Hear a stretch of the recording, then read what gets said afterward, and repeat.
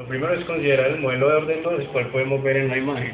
Este modelo depende de la resistencia, de la inductancia, de la B, constante de que es la constante de amortiguamiento, la constante de J que depende de la masa inercial, la Km, que es la que relaciona el torque con la corriente, y la K sub B, que relaciona el voltaje con la velocidad.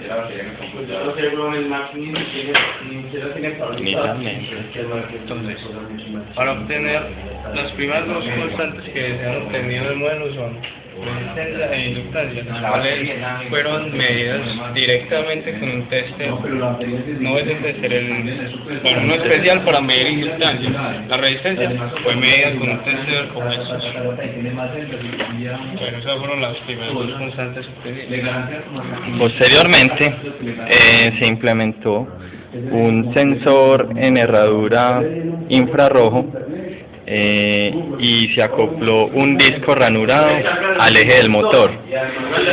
Al poner el motor a ese sensor obteníamos una señal cuadrada de salida, la cual fue acoplada a un conversor frecuencia-voltaje, de tal forma que se obtiene un voltaje proporcional a la velocidad del motor. De esta forma se alimentó el motor a un voltaje.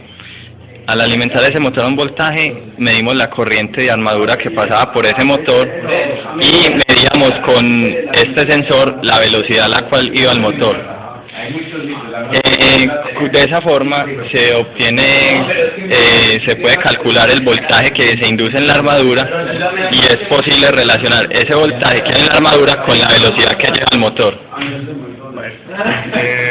Ahora, para obtener la constante K sub M, lo que se hace es tomar unas medidas de corriente en la armadura y voltaje de alimentación. Sí, pero ustedes no respetan paz. Para obtener la potencia que consume el motor.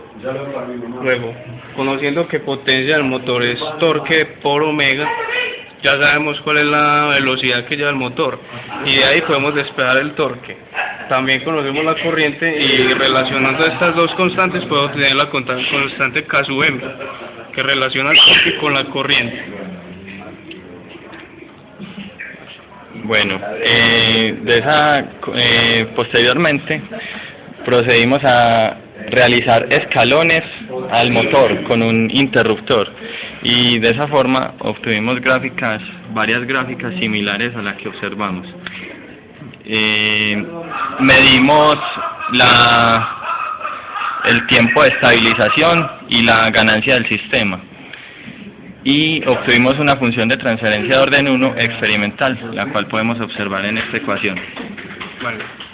Entonces, usando esta función de orden 1 y tomando la función de orden 2, pero despreciando las constantes que se pueden despreciar para llevarla de orden 2 a orden 1, se procede a hacer un trabajo de método numérico para relacionar la ganancia del sistema con esta ganancia que tiene experimentalmente este Tao con las constantes que conformarían esto en el modelo de orden 1, y con estos métodos numéricos se pueden hallar las constantes faltantes, que serían la J y la B, de lo cual se obtienen J y B, como puede verse acá. Listo.